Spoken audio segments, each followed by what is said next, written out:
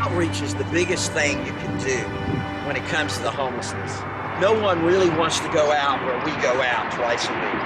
I mean, it's ugly, it's nasty, it's a constant recon or search because they're not in one place, they're all over. This city is like several countries. I mean, it's massive. We have one van that we go out twice a week. If the VA had 100 or 200 vans, it probably wouldn't be enough. Going out and fishing and searching for veterans on the streets. I mean, the herd, I call it the herd, the homeless population, which has about a third of the homeless population are veterans, keeps getting moved. They keep moving the herd. It doesn't shrink, it grows, but no, you can't be here, no, you can't be there. And we found out, particularly with the younger vets, like 40 years ago when I was working with young Vietnam vets, is they don't huddle in downtown. They don't huddle together. They don't cluster. They isolate and they find places where they're invisible. That is the whole thing. To be visible only when you need something. If you need to panhandle, you need resources to eat, drink, sleep, build your hooch or whatever. Other than that, you have to really go out and look for them. And that's what we do. And that's what separates us from the VA in any organization that says they're there for the homeless. A lot of it's rhetoric. Right now we're here in Long Beach, California. Just finished one of our outreach missions that I should say.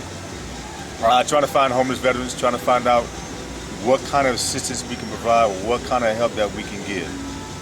We ran across a lot of people today, and the way that I see things currently, is that there's still a lot of work that's needed.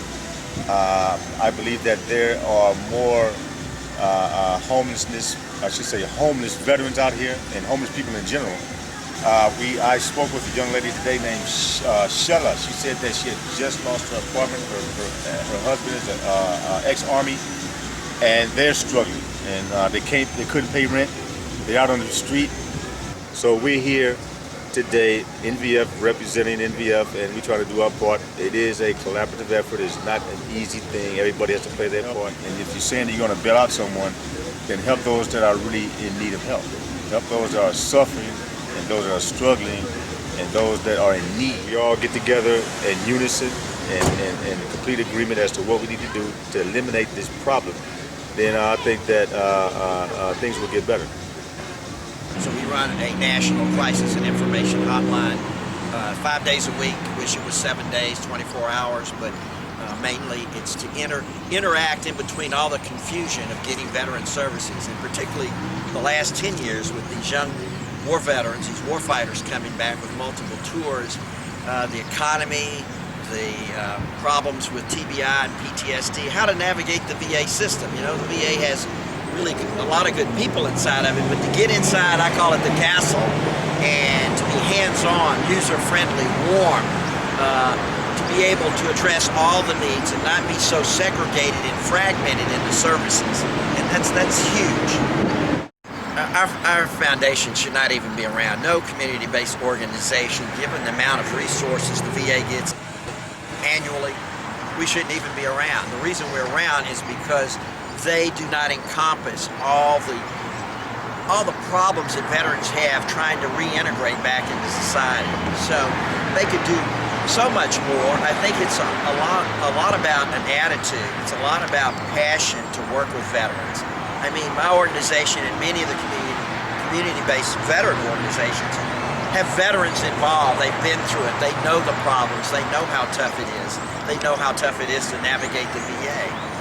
They understand, and therefore their empathy and their drive to help a fellow veteran is 10 times bigger than anyone can imagine. It's very powerful, and that's what's needed. You know, they understand if it's employment, if it's VA benefits, if it's disability, if it's claims or whatever. I mean, these are all part of the veteran's life. These are all part of the veteran's needs.